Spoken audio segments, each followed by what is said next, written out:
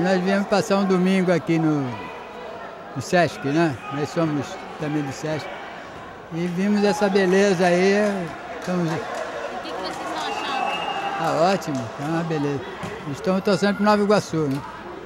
É Nova Iguaçu? Eu sou de Mesquita, nasci em Mesquita, estou aqui torcendo. E viemos passar o dia hoje, por coincidência, nós ia para outro lugar, para o churrasco. Eu falei, vamos para o Sesc, quanto tempo que eu não vou? Aí viemos almoçar. Aí almoçamos, aí eu falei, vamos assistir Mesquita. E estamos aqui. Estão gostando? Ótimo. Maravilha. Maravilha, muito bom. Isso aqui é muito bom, não é?